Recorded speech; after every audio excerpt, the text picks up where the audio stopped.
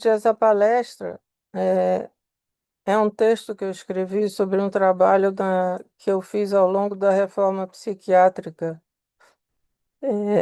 Quando a gente trabalhava nos hospitais, eu era concursada do Ministério da Saúde, e aí, quando eu fui convidada para o Pinel para fazer uma emergência em grupo e equipe.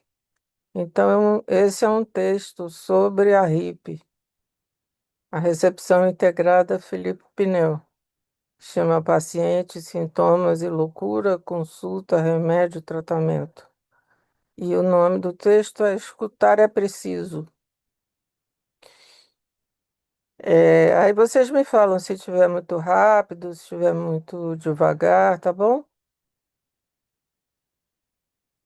Tá certo, não, tranquilo. É só para olhar mesmo o tempo mesmo quando chegar mais ou menos 8h30, 8h35 mais ou menos, aí você Tá, fica tranquila. Mas até aí pode fazer no seu ritmo.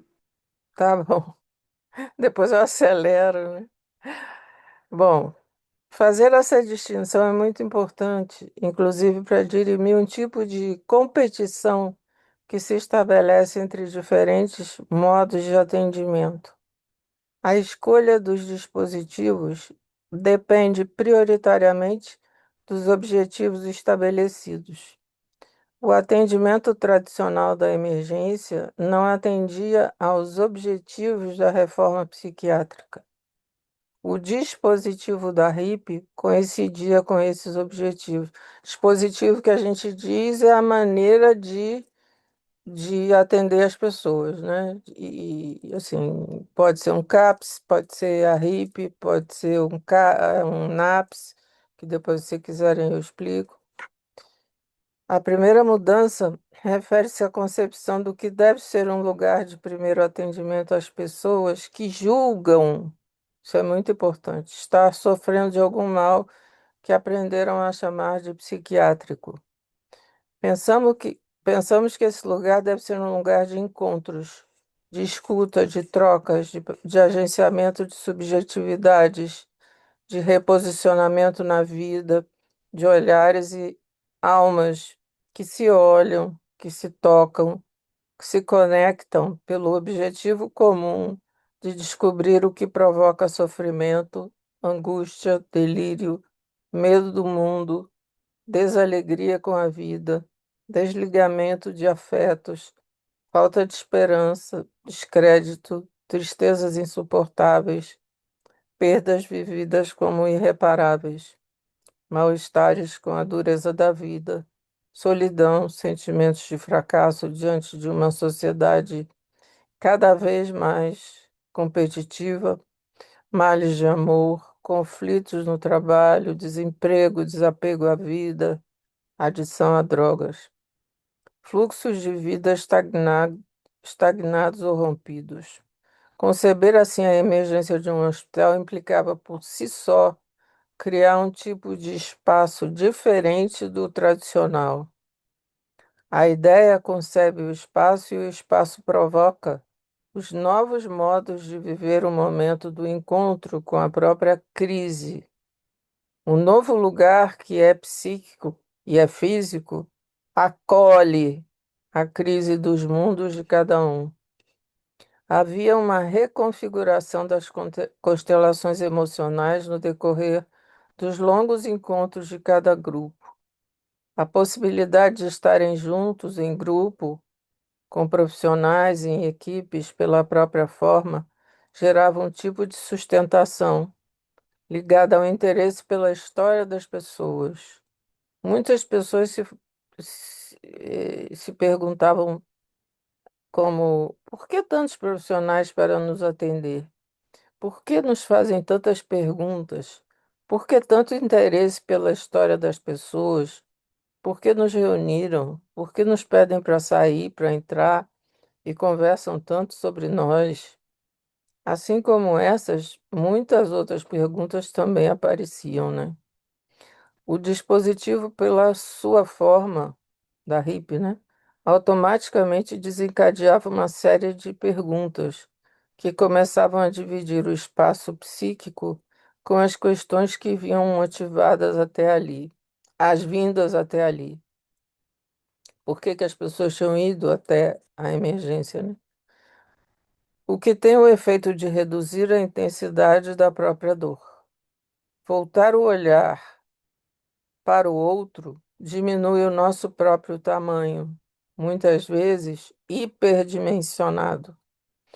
O fato de necessariamente ter que estabelecer algum contato também exige, pela energia gasta no próprio esforço do movimento para fora em direção ao outro, um certo abandono, exige, né? Um certo abandono do próprio problema para escutar o que acontece ao lado, em torno. O fato de as perguntas girarem em torno da vida como um todo também faz as pessoas perceberem despercebidamente que ali o que importa não é apenas o sintoma circunscrito, mas o sintoma como algo que faz parte de algo maior, que às vezes é só a gota d'água, o pingo que faltava, a pedra que sobrava, a porta que não abriu. O atendimento em grupo na RIP era um espaço de criação. Tínhamos setas, indicações, mas não tínhamos modelo. Nosso metrônomo, nossa bússola, era o andamento dado pelos caminhos que íamos percorrendo ao longo dos encontros. O início de cada grupo era o início de um movimento, como numa sinfonia. O primeiro movimento era o da apresentação, do ecoar dos nomes, dos olhares, dos ressabiamentos, da surpresa, da hesitação, dos corpos endurecidos pela tensão, da decisão de enfrentar o desafio de mostrar a dor diante dos outros, de escutar a dor alheia, de confiar nos profissionais, de transcender o aspecto um tanto quanto surrealista de estarem ali para serem escutados por tantas pessoas. Infelizmente, o que a população mais desfavorecida conhece bem é o profissional que às vezes nem olha para a criatura, nem pergunta o nome, resolvendo o caso em 5 minutos. Então, elas ficavam espantadas de poderem optar por estar junto com os acompanhantes, fossem eles família, vizinhos, amigos. Era outro espanto. Ficava no grupo quem queria. Às vezes alguém recuava e não dizia, e dizia não querer falar em grupo. No entanto, geralmente a sugestão feita para experimentarem aquele insólito e inesperado convívio era acolhida. Quando constatávamos uma impossibilidade intransponível naquele instante, havia uma escuta individualizada, feita por um ou dois profissionais da equipe. É uma observação que eu acho importante, assim, nós não dizíamos eu sou Cláudia, psicóloga, eu sou Cláudia. O outro é José Daim, a outra, então, ninguém dizia qual era a nossa profissão, justamente para fazer o impacto, né, da horizontalidade do atendimento, né? Então, passado esse primeiro momento, na continuidade do movimento, as falas iam acontecendo. Do tempo da tensão inicial, junto com o falar, os corpos começavam também a se mexer na sintonia do encontro, que começava a se mostrar possível. Olhares congelados ensaiavam a possibilidade da lágrima. Óculos movimentavam-se nos rostos, coceiras, movimentos de ombros, espreguiçamentos, num misto de angústia e início de entrega. Mãos se contorciam, pés e pernas se alongavam e se retraíam, cabeças se levantavam, rodavam, corpos se torciam, às vezes balançavam como quem reza em árabe. Bocas escutavam desenhando no espaço expressões variadas. Um corpo devagarinho deitava-se no ombro ao lado, esculpindo um novo par inesperado, numa intimidade inusitada, de quem, apesar de frágil, entendeu que ali, Os ombros são reais. Alguns levantavam-se, saíam da sala, voltavam, pediam para beber água, para ir ao banheiro. O movimento era contínuo, pessoas falando juntas. De vez em quando, a inibição inicial transformava-se num grande falatório. Algo que era dito por alguém tocava nos pontos sensíveis dos outros. Do clima de mosteiro, passávamos à bagunça efervescente da feira. Alguns começavam a cochichar, davam palpites na situação vizinha, sugestões, conselhos, perguntas, muito interesse. Numa espécie de milagre, a estranheza dava lugar à comunhão. Laços se teciam. Era possível ver o outro, ajudar era possível. Havia vezes em que nós, os técnicos, ficávamos como testemunhas, mediadores do encontro. Funcionávamos como agenciadores de um espaço que seria criado em cada grupo. Ao final do movimento, do primeiro movimento, pedíamos a todos que saíssem da sala. A equipe ficava só. Este era o segundo movimento, o que acontecia imediatamente na sequência do primeiro. Suspiros, olhos arregalados, hora de discutir impressões, sentimentos, propostas de tratamento. Cansaço, tempo curto, expectativa lá fora, responsabilidade de vidas, apenas isso. Todos aguardavam o que decidiríamos sobre eles. A conversa fluía, falando de um e de outro. Íamos nos lembrando que o primeiro movimento já nos havia apontado direções, que a participação dos acompanhantes desenhara um certo caminho de possibilidades, que a primeira escuta já havia tido a sua pontualidade, pelo menos no sentido de ter tornado possível aparecer a esperança da retomada do fluxo da vida. Mas, como desde o início dividíamos a responsabilidade com todos, entre nós e eles. No início de cada grupo, ninguém era paciente. A priori, nada sabíamos. Naquele momento, tínhamos dentro de nós tudo o que escutáramos, que sentíramos. Fazíamos muitas conexões com nossa experiência, nossa memória afetiva. E ao falarmos, íamos situando cada pessoa que escutávamos, conectando o seu mundo com o nosso mundo e vislumbrando para cada um o mundo possível naquele momento. Do tradicional beco com uma única saída, do manicômio, fizemos da recepção uma encruzilhada com inúmeros roteiros viáveis. Viramos uma espécie de agência de viagem de destinos. O hospital psiquiátrico passava a ser uma espécie de aeroporto, lugar de trânsito permanente.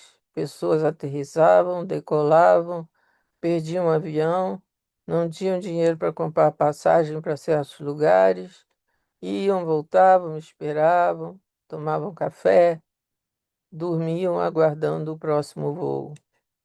A posição de descanso era apenas provisória. Era o intervalo para o passo seguinte. Algumas transitavam ali apenas para sonhar mais de perto com o mundo desconhecido. Ao final desse segundo movimento, era chegada a hora de propormos caminhos. Íamos juntos conversar sobre as linhas dos horizontes possíveis. Eram propostas abertas à disponibilidade das pessoas. Não fazíamos apenas uma prescrição de tratamentos. Discutíamos opções para melhorar a vida. Apontávamos direções, quase sempre, mais de uma opção para escolha. Chamávamos cada um com os acompanhantes, se quisessem, só que daquela vez individualmente. E em equipe embarcávamos com eles no terceiro movimento. Eles, enquanto conversávamos na sala, esperavam do lado de fora também conversando. Muitas coisas aconteciam nessa espera. A timidez e o constrangimento iniciais transformavam-se em simpatia, troca de telefones, laços que se faziam no fluir dos encontros. Reiterando, isso acontecia como consequência do dispositivo.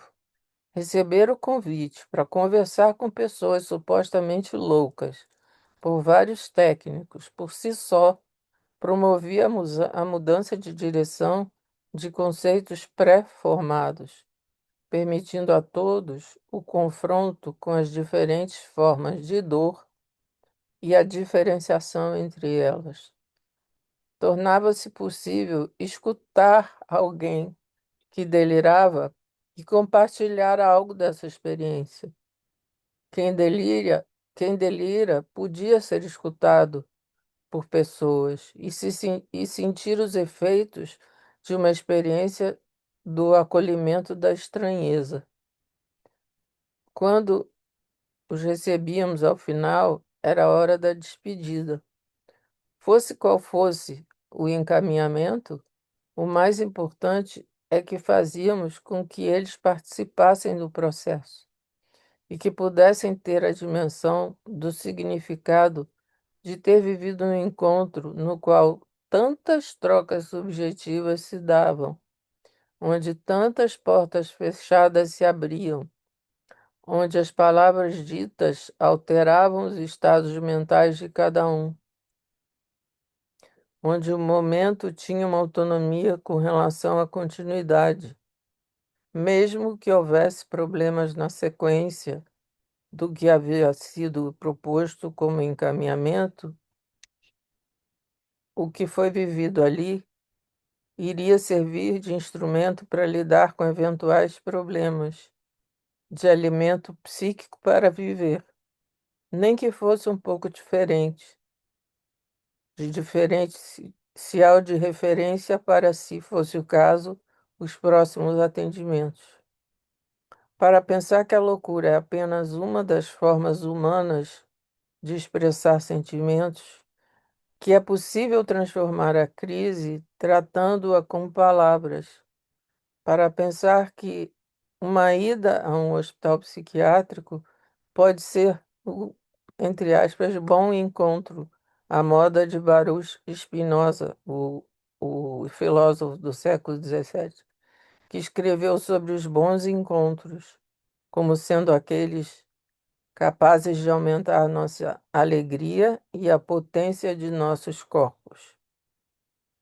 Para pensarmos que existe um lugar para falar do que é fora de esquadro, do que é bizarro, e para perceber que isso não é exclusividade de ninguém, para pensarmos que no serviço público ainda há compromisso, interesse, cuidado e respeito com a população.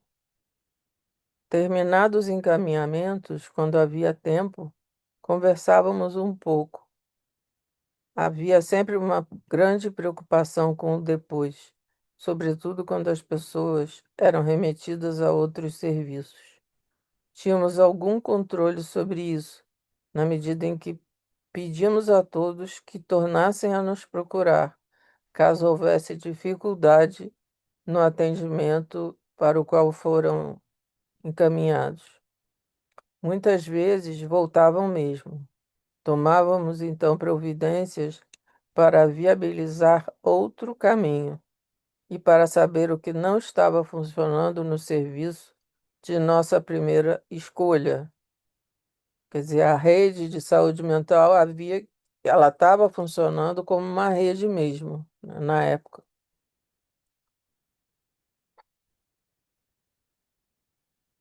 Infelizmente, não podíamos garantir que todos teriam a mesma qualidade de atendimento, mas não podíamos fazer tudo. Havia um certo sentimento de frustração dos técnicos, porque na maioria das vezes não continuar acompanhando as pessoas, às vezes a gente não podia continuar atendendo. Mas, como mencionado no início, pertencíamos a um hospital polo. Enquanto tal, tínhamos uma função decisiva na vida da população que nos procurava. Era preciso circunscrever a importância do nosso papel. Por isso era preciso relativizar a frustração e colocar em relevo as dimensões da especificidade deste trabalho, que tem efeitos vitais para quem atendemos.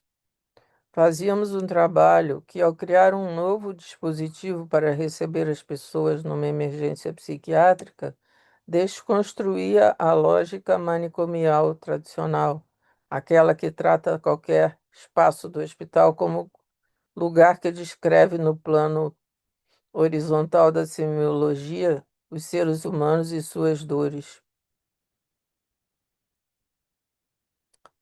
No plano horizontal, não, no plano vertical.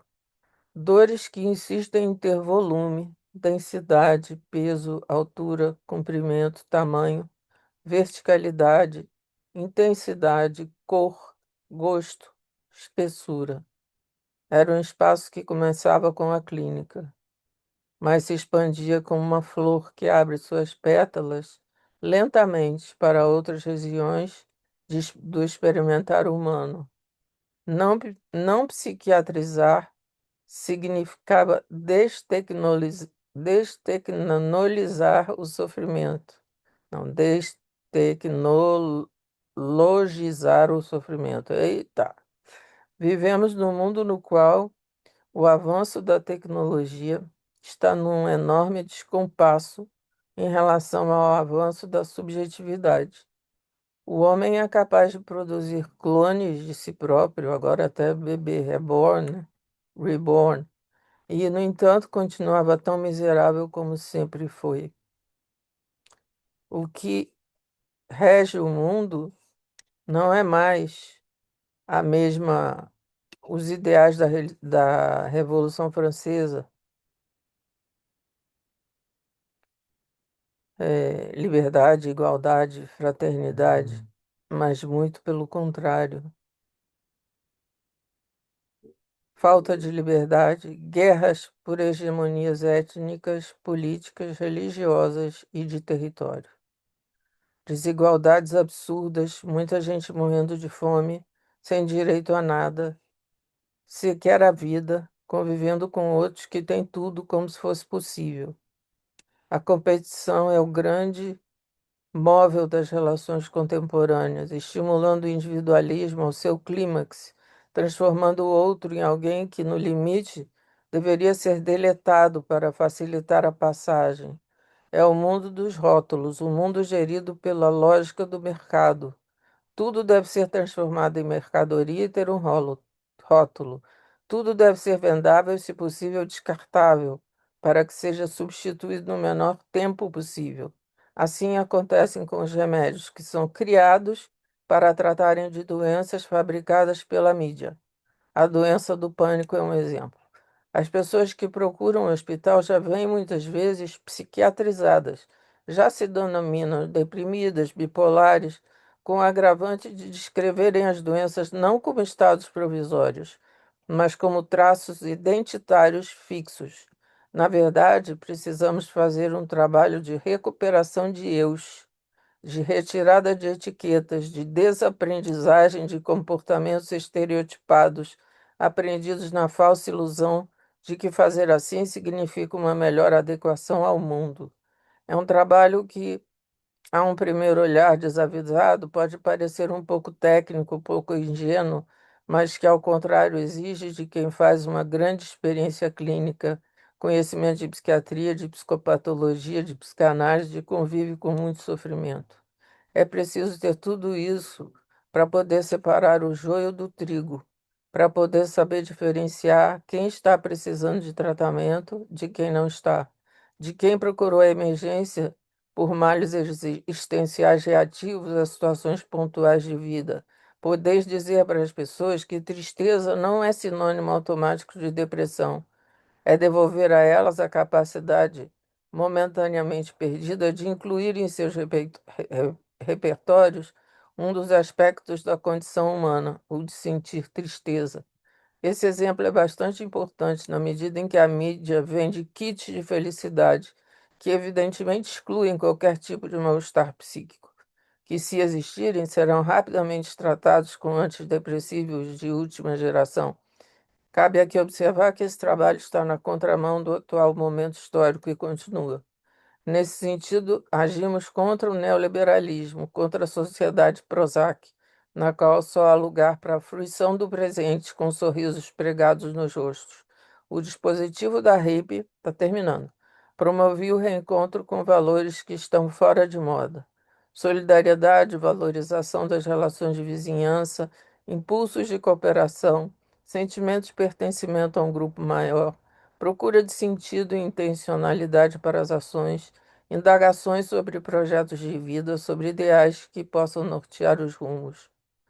Nos microcosmos dos encontros da RIP, criávamos talvez uma ficção científica ao inverso, o admirável mundo menos desumano, não voltada para o futuro, mas para o passado, não tão longínquo assim. Naquele recorte de mundo havia lugar para o outro, para deixar fluir o sofrimento, fosse ele qual fosse. Lugar onde era preciso fazer esforço para lidar com os sentimentos, por piores que fossem.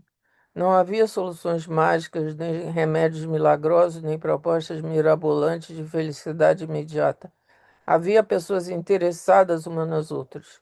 O estar em grupo redimensiona os eus atuais, massacrados pelo apelo tirânico da mídia, da performance perfeita individual. E quanto mais individualistas somos, mais ficamos vulneráveis às inevitáveis dores do mundo.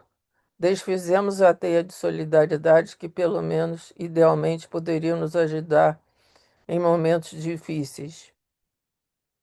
Aliás, desfizemos, não, refizemos. E o único remédio contra o sofrimento, quando estamos sozinhos, é endurecer, perdendo a ternura.